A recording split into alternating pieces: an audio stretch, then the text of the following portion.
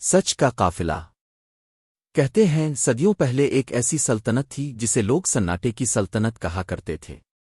وہاں بولنا جرم تھا، سوچنا گناہ اور خاموشی ہی سلامتی۔ اس سلطنت پر ایک بادشاہ حکومت کرتا تھا جس کا نام زیون بن رومی تھا۔ اس کے تخت کے چاروں کونوں پر سونے کے دیو بنے تھے، ان کے منہ کھلے اور آنکھیں پتھریلی تھیں۔ محل کے دروازے چاندی کے تھے مگر اس کے نیچے ہزاروں غلاموں کا لہو جمع ہوا تھا۔ زیون کا فرمان تھا، سچ زبان سے نکلے تو زہر بن جائے، جو حق بولے وہ دشمن ہے، جو خاموش رہے وہ میرا دوست۔ یوں سچائی کی زبانیں کاٹ دی گئیں، عدالتوں میں انصاف بکتا، بازاروں میں جھوٹ تول کر دیا جاتا۔ لوگ چہروں پر مسکراہٹ رکھتے مگر دلوں میں خوف کی دیواریں کھڑی تھیں۔ ایسے ہی وقت میں شہر کے کنارے ایک چھوٹی سی بستی تھی جہاں ایک چرواہا لڑکا رہتا تھا۔ نام تھا یوسف۔ نہ علم نہ دولت نہ رتبہ، مگر آنکھوں میں ایسا اطمینان جیسے آسمان کی وسعتوں کو جانتا ہو۔ دن بھر وہ بھیڑوں کے ساتھ رہتا، رات کو تاروں سے باتیں کرتا۔ جب کبھی ہوا چلتی وہ کہتا، ہوا خدا کا پیغام ہے، سچ کو کبھی روکا نہیں جا سکتا۔ ایک دن بادشاہ کے سپاہی بستی سے گزرے۔ انہوں نے سنا کہ یوسف لوگوں کو حوصلہ دیتا ہے، کہتا ہے ظلم ہمیشہ نہیں رہتا، سچ آخر میں جیتتا ہے۔ یہ بات زیون کے کانوں تک پہنچی۔ وہ غصے سے آگ بگولا ہو گیا۔ ایک چرواہا میرے قانون کو چیلنج کرے، اسے میرے سامنے لاؤ۔ اگلے دن یوسف زنجیروں میں جکڑا دربار میں پیش کیا گیا۔ محل کی چھتوں سے مشعلے کی روشنی اتر رہی تھی۔ وزیر اور سپاہی سر جھکائے کھڑے تھے۔ بادشاہ نے غرور سے کہا، سنا ہے تو سچ بولتا ہے، بتا سچ کیا ہے؟ یوسف نے سکون سے جواب دیا، سچ وہ ہے جو تختوں سے نہیں دلوں سے بولتا ہے، سچ وہ ہے جو اندھیرے کو چیر کر روشنی دکھاتا ہے۔ دربار میں سناٹا چھا گیا۔ زیون ہنسا مگر اس ہنسی میں زہر تھا۔ اگر تیرا سچ اتنا طاقتور ہے تو دیکھیں یہ قید، یہ ظلم، یہ اذیت، اسے کب تک زندہ رکھتے ہیں؟ اسے خاموشی کے قید خانے میں ڈال دو، جہاں کوئی آواز نہیں گونجتی۔ یوسف کو ایک غار میں پھینک دیا گیا۔ وہاں نہ روشنی تھی نہ آواز، صرف گھپ اندھیرا۔ دن گزرتے گئے۔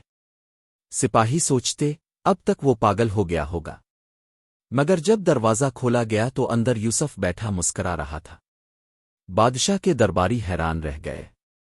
زیون نے پوچھا، تجھ پر اندھیرا چھا گیا تھا پھر بھی مسکراتا کیوں ہے؟ یوسف نے جواب دیا، بادشاہ سلامت، جب انسان کا اندر روشن ہو جائے تو باہر کا اندھیرا کچھ نہیں بگاڑ سکتا۔ زیون کا چہرہ لال ہو گیا۔ اس نے حکم دیا، کل صبح اسے شہر کے بیچ پتھروں سے مار کر ختم کر دو، آقا کوئی دوسرا سچ بولنے کی جرت نہ کرے۔ صبح میدان بھرا، ہزاروں لوگ جمع ہوئے۔ یوسف کو لایا گیا مگر اس کے چہرے پر نور تھا۔ سپاہیوں نے پتھر اٹھائے۔ یوسف نے آسمان کی طرف دیکھا اور بولا، اے حق کے مالک، اگر میرا سچ تیرا ہے تو ان پتھروں کو گواہ بنا دے کہ حق کبھی نہیں مرتا۔ پہلا پتھر چلنے سے پہلے ہی آسمان پر بادل چھا گئے، بجلی چمکی، تیز ہوا چلی، لوگ گھبرا گئے۔ اچانک زمین کانپی اور محل کی دیوار پر دراڑ پڑ گئی۔ زیون کا تاج زمین پر گر گیا۔ لوگ چیخے، یہ قدرت کی نشانی ہے۔ سپاہی خوف سے جھک گئے۔ بادشاہ تھر تھر کانپنے لگا۔ بولا، یہ کیسا سچ ہے جو موت سے بھی نہیں ڈرتا؟ یوسف نے مسکرا کر کہا، یہ وہ سچ ہے جو زندہ رہتا ہے، کیونکہ یہ انسان کی نہیں، خدا کی آواز ہے۔ زیون کی آنکھوں سے آنسو بہہ نکلے۔ وہ گھٹنوں کے بل گر پڑا۔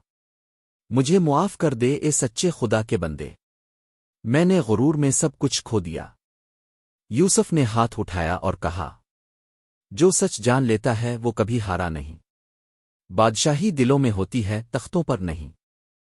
اسی دن سے زیون نے اپنے قانون مٹا دیے۔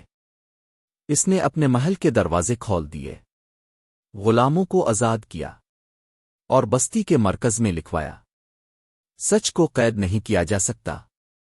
یوں سناٹے کی سلطنت ختم ہو گئی اور سچ کا قافلہ چل پڑا۔ کہتے ہیں اس دن کے بعد جب بھی ہوا چلتی ہے وہ یوسف کے الفاظ دہراتی ہے، روشنی کو بند نہیں کیا جا سکتا، سچ ہمیشہ واپس آتا ہے روشنی بن کر۔